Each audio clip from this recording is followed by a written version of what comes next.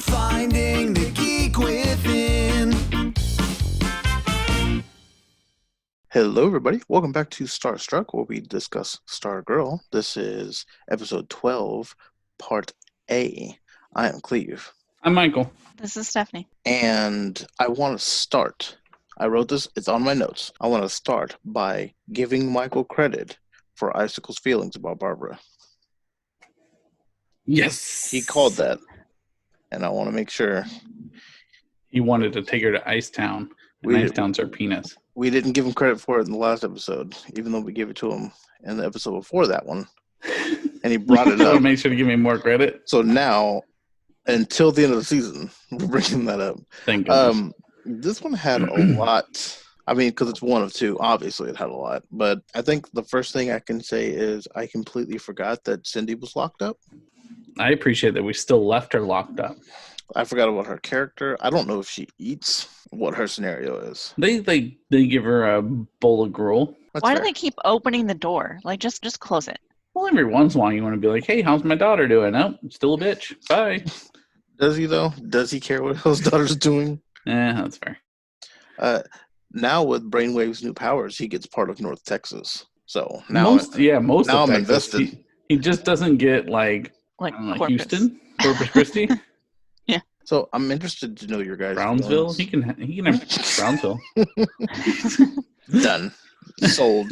You know what? Just take all of Texas if you're going to take Dallas. Come on. Louisiana Purchase. I could have been You got it all. slightly safe in Arizona. Yeah, You get don't all of think anything. Arizona. I need to zoom in on the screen. He certainly didn't get California, but I don't think anybody wants that shithole right now. Or Florida. Leave them both to the side. Yep. So we had a lot of one-on-ones on this episode, both fights and conversations. Is there anyone that stuck out more than the other, or anyone wants to talk about? My favorite part is when we're reading the manifesto of the ISA. And they're like, wait, this doesn't make sense. And they're like, what? They want like clean air and These are solar all power really great and things. healthcare. Universal health care. They want all these great things. And, you know, like, and no racism or sexism. Or... right.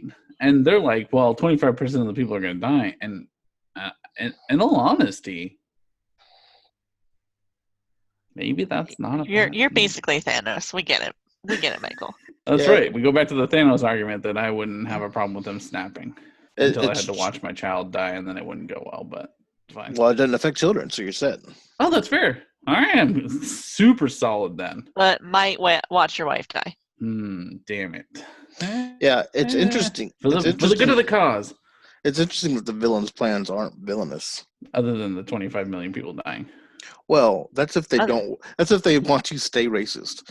That's if they fight mind control, not if they stay racist. That's like if they said, my mind is being controlled and somehow I don't want this. I thought they said it was like if they don't agree to the terms that they're trying to implement, then... Oh, they made it sound like people would resist like brain control in general. See, I took it as... Well, I might be wrong. I took it as resisting the new world that they want to live in. So anybody that doesn't want universal health care is gone. Right. Nice. I was okay, like, well, I mean, then you're getting what you wanted. I mean, that's a double whammy for the direction they want to go. I took it as people who would resist mind control. It's kind of like, I thought of it like hypnotism. Like hypnotism works on like a certain percentage of people that are willing to accept it, that it's going to work. you guys are probably right. That's how I had heard it. I like your vision better. All of Alabama's gone. Yeah, Done, man. I'm okay with yours. I might join the ISA. That's what it is. Yo, is the ISA so We've bad? been on the wrong side. Maybe this show should have been called the ISA, A Better America.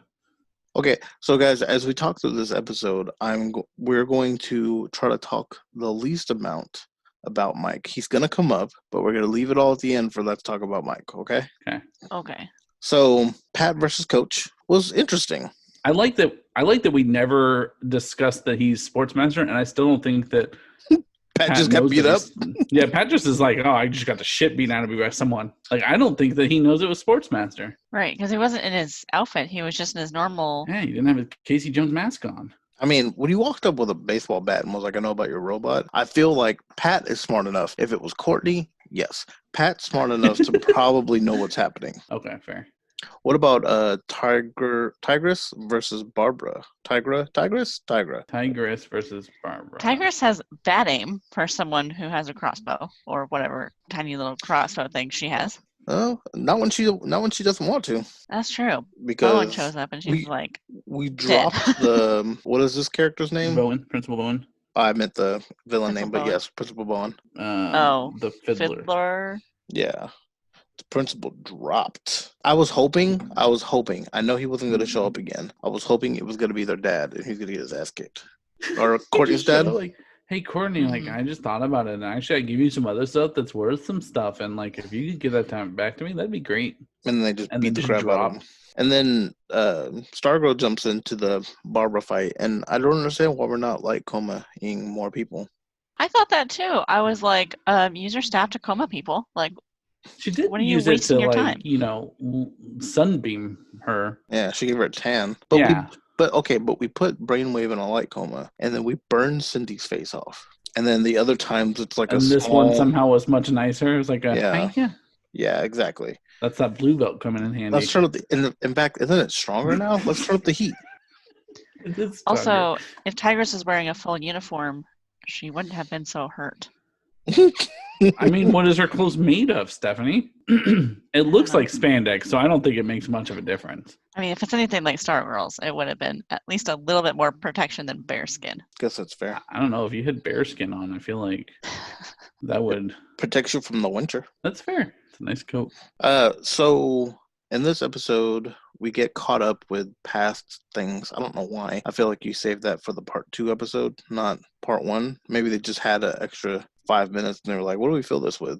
Like, let's just put in the other stuff that happened. So we have the fight between the parents, and then we all go to this cabin that nobody knows about, and I don't know how they know about it. It just magically appears, that we've had apparently on our property. But the first thing for a while. But the first thing I thought about when we got to this cabin was we have the new team, right? All 4 of them. We have Pat, we have Mike, we have Barbara, we have the Shining Knight, and none of the other ones' families. Like, I know Rick's uncle can kick rocks, but in fairness, I think Beth's family doesn't really know she exists now. Remember, like, she started being distant, so I feel like they've kind of just... But Yolanda had a huge family. But they all hate her. Not her brother. Oh, that's fair. We can grab him. No, I'm thinking I'll die. Who cares? I guess he's not affected by the brain. They didn't know that at the time, though. But yeah, it's just weird that none of the other ones' parents are there. Well, that's a good point now. Know? How did Justin know what? Know that they were at the cabin. Because they all were like, who is that? I think they told him. I think Pat said, meet us here, because he came with KFC. I mean, anybody that comes to my house with KFC. Yeah. Nobody accidentally shows up with KFC. That's planned. No, that brings up a good point, and presumably we address it in episode part 2. This is a Jimmy Neutron situation, right? So like all the parents they don't disappear in this one. They're just look like zombies now. But like the parents stop existing. So what's going on with these kids? No school. Like like her brother wakes up and is looking at the parents who are just zombied. He's like, I guess it's only for 30 minutes though. Yeah, because then they'll either be on the same page or be dead. Yeah. Okay. I mean, he can't call 911 or anything. Yeah. Everyone is zombied. And it looks like it's at nighttime, so most of the kids are asleep. They'll wake up to it. Fair.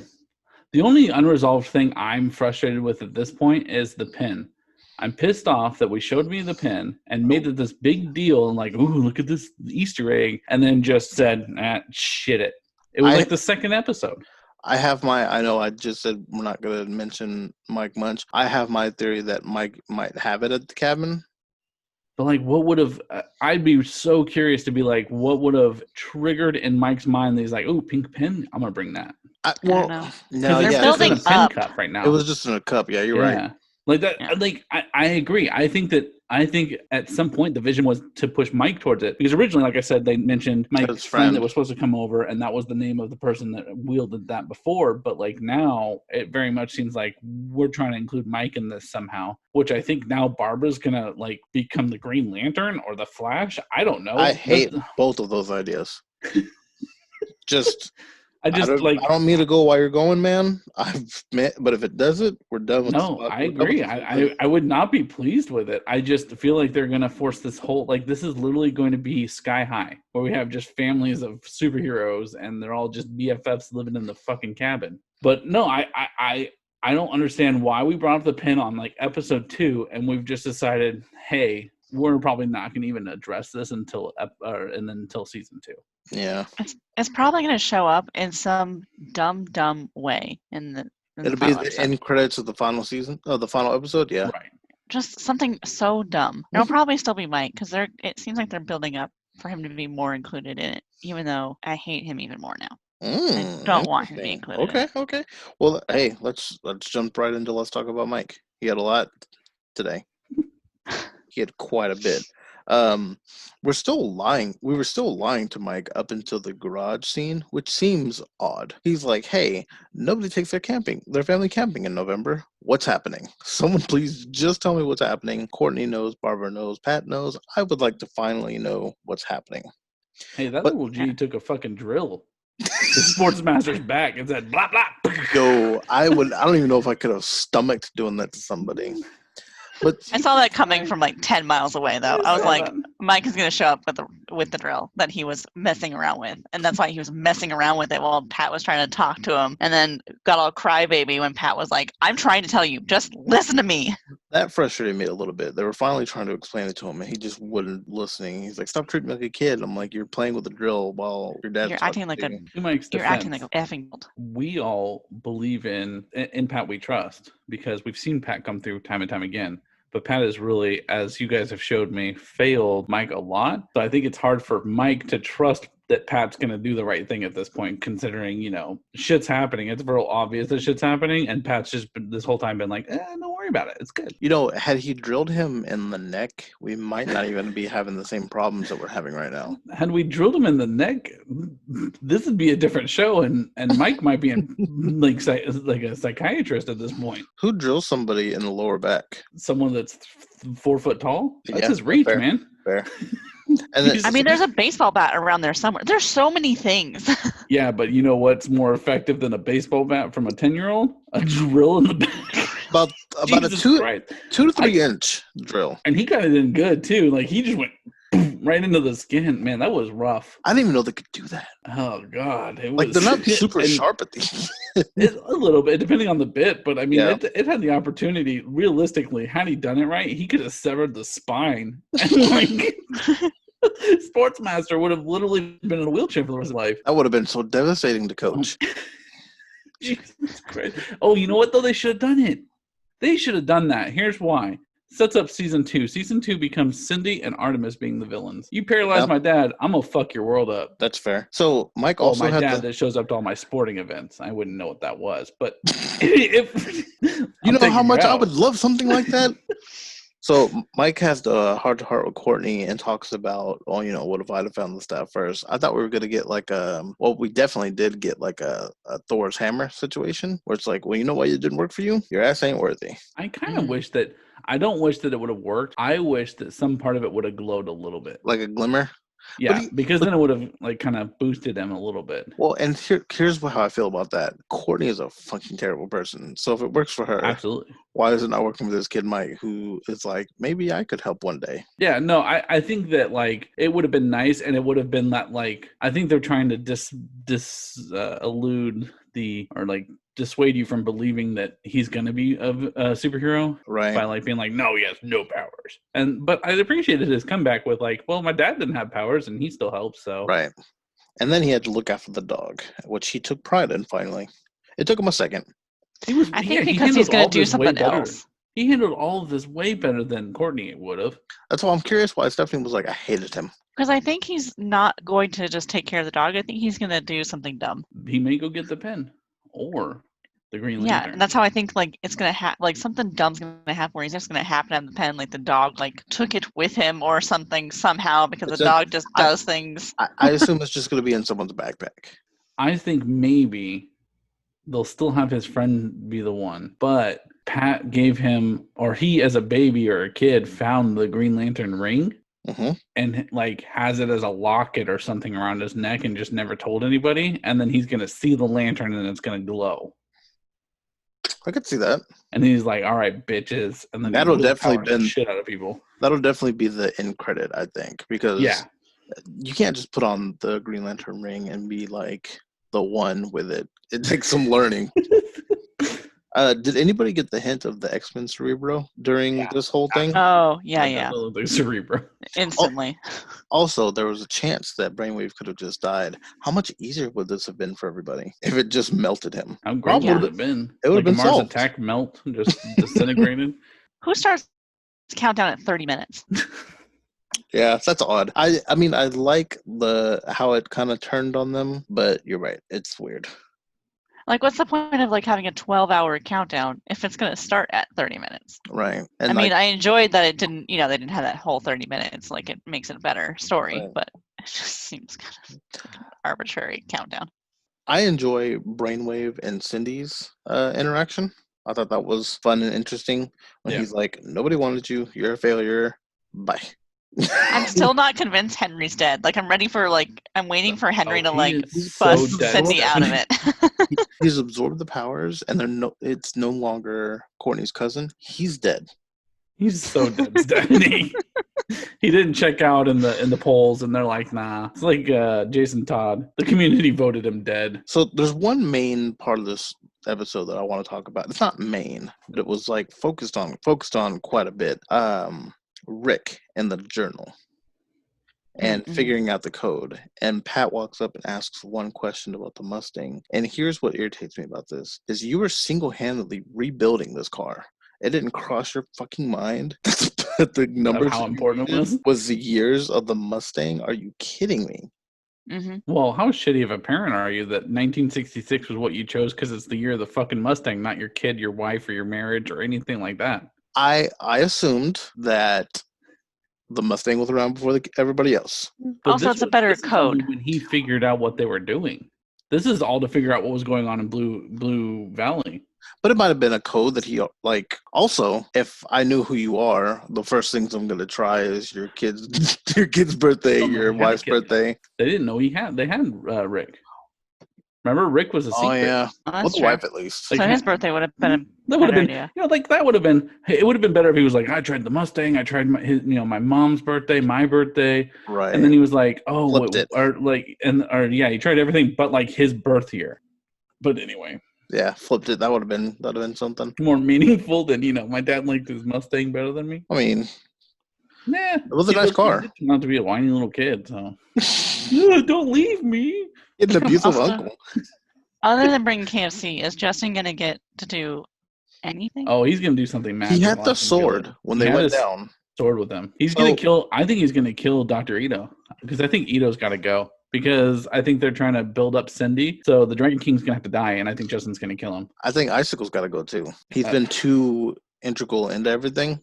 Or, you know what? He'll probably make it and Brainwave will go. Yeah, Brainwave's got to go. I think the only people that live are maybe like the Gambler. Yeah, the Gambler. But I think Bowen's kid's now going to be evil. Cindy's going to be evil. And then I think Artemis is going to end up, well, he is already evil. And I think Artemis will end up turning a bad guy, which I think is interesting. So the principal's kid was like, "You're picking on me," and she's like, "Your father took a bow and stuck it in his ear." And he looks over at his tuba, and I'm like, "What are you supposed to do?" Oh, that kid's gonna murder someone with the tuba. I don't think that scene was supposed to be funny, but that was hilarious. That was good. It was funny. Also, Dr. Ito started to make me think of a turtle every time I see him now. Yeah, I could see that. Any additional thoughts or anything anybody want to bring up? No, I'm excited for part 2. Yeah, me too. It's the end, so. Quick little notes here. The lie detector goggles, that doesn't feel like a fair thing or something we've ever mentioned, or the fact that they can push out a whole map out of her eyes. Barbara and Pat, they're one-on-one, and her being like, I'm hoping we can be okay. I'm like, you see what's going on. You still have a bloody lip. You saw what happened. Why are you still on can you get all the way off my back about this? Mm-hmm. And then, of course, Beth had a cute little joke where she was like, I'll be 16 in May. Yeah, I like Beth so much. I think she's my favorite. And the new kids on the block joke. Did you enjoy the new kids on the I did enjoy that. And then Barbara just said, it's just some random bunch of words. Thank you. So it ends in the Pat Punch. I assume that it's gonna get blocked. Yeah. Yeah, like Rick or someone is going to show up. I mean, Sullivan and Grundy is probably going to be in the last episode. They saved their whole budget. I'm waiting for it, but I'm excited. I'm excited to see it. Yeah. That's it for today's episode. If you enjoy, please leave a like, give us a comment, let us know your thoughts about part 2. Check out our Facebook, our Instagram, our Twitter, which are all Friendship Supreme, except Twitter has no eyes in the word friendship because all eyes are typically on our YouTube channel. Just go to YouTube, search Friendship Supreme. And if you enjoyed this, remember we have a main podcast called Friendship Supreme. Starstruck is just a branch off of that. Check us out. We have a post every Wednesday. Check out our Patreon, patreon.com/Friendship Supreme. We are still working on getting the CW to pick up the show. So if you can repost and at them, my name's Cleve. I've been Michael. This is Stephanie. And remember, if villains are chasing you and you're in trouble, there's always time to send somebody for KFC. Bye.